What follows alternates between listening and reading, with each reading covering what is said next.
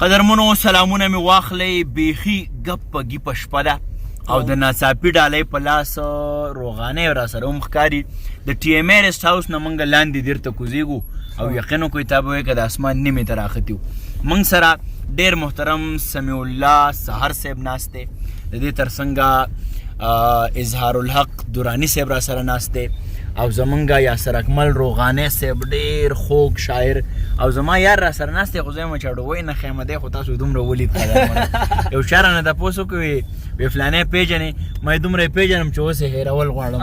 سلامونه او احترامات جی بس نور نصرتي تاسو کوئ. او طارق زرګر را سره ناست دی. آها آها باچا که مړ شي څه به وشي، زرګر دې نه مري جینکۍ به خواري شي نه.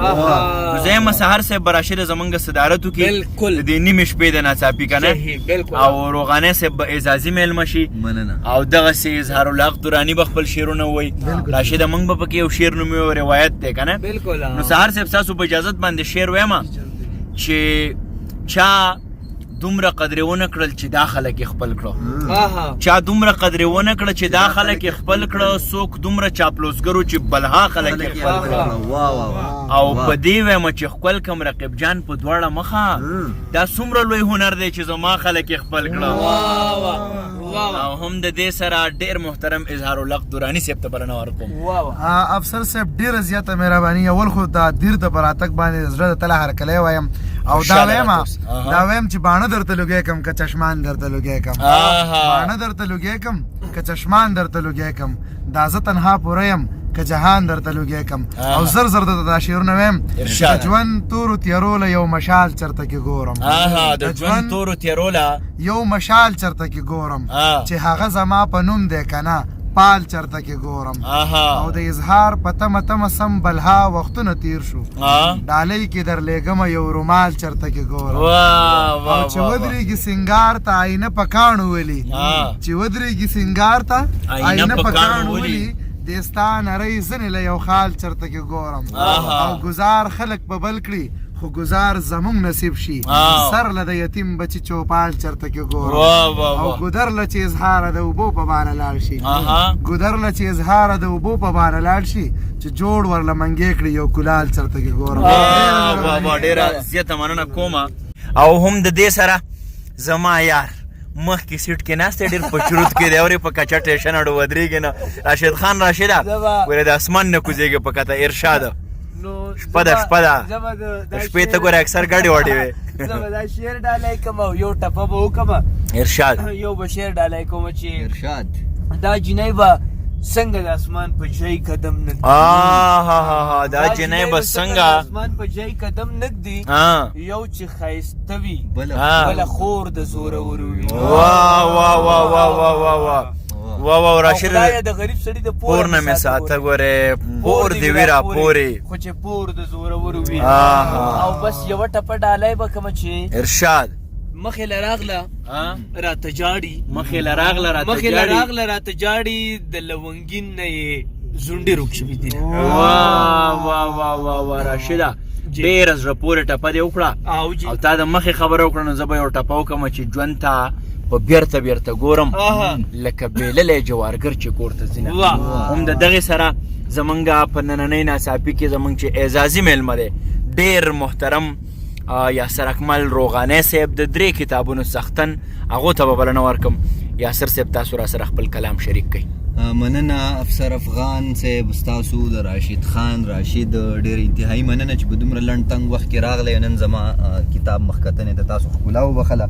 یو 2-3 شعرونه ویم چې څه محبتونه مجبوري مې وه، څه محبتونه مجبوري مې وه، څه محبتونه رانه شوي دي، او چې وخت په دې مجبوره کړی وم،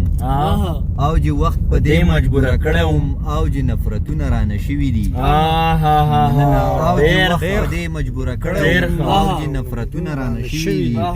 زړه چې مې په زلفو کې بند نه ونو، ډېر نصیحتونه رانه شوي. ډېر ښه په دیر کې وو او چې د دانش صاحب شعرونه او راشد نو زما په خیال دا ادبي خیانت دی.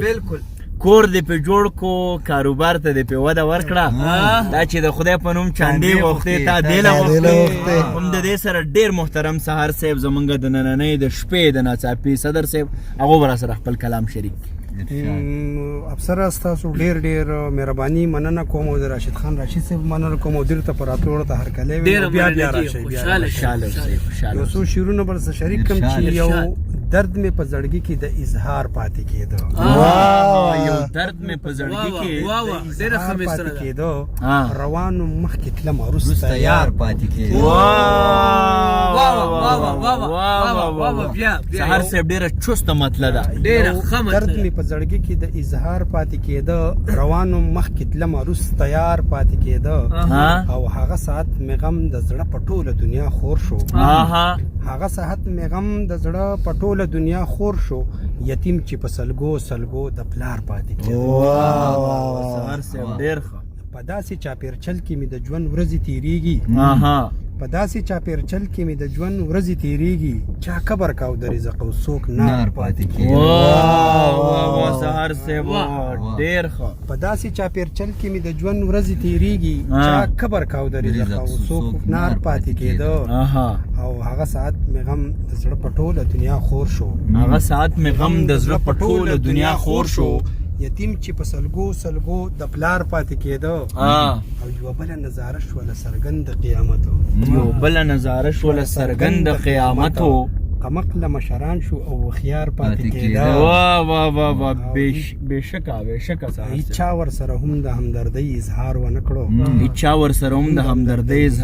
کړو سهار چې په ژړا د خپل نګار پاتې کېده سهار صاحب ډېره زیاته مننه کومه قدرمنو د نن ناڅاپي به په دغه ټپه باندې پای ته رسومه چې د خال رباط په مالټو مسته او د چا د قصده لاس چاپېره کمینه د ټي ایم ای د ګیسټ هاوس نه روانو په دې کډه کډه روډ باندې او هم د دې ځای نه دغه ناڅاپي پای ته رسو زمونږ موده دا ده چې زمونږ د وطن ونې بوټي کیکر نختر چینار بنګ خردګ دې ټولو ته د یادوي چې ناڅاپي مونږه په هر ځای کې یوه هڅه کړې ده چې شعر خور کو هم د دغې سره دا ناڅاپي پای ته رسي د راشد د مخکې سیټ سره ما له اجازت راکوي ښه ده باد او بریالي خوشحاله شي الله په امان ډېر ښه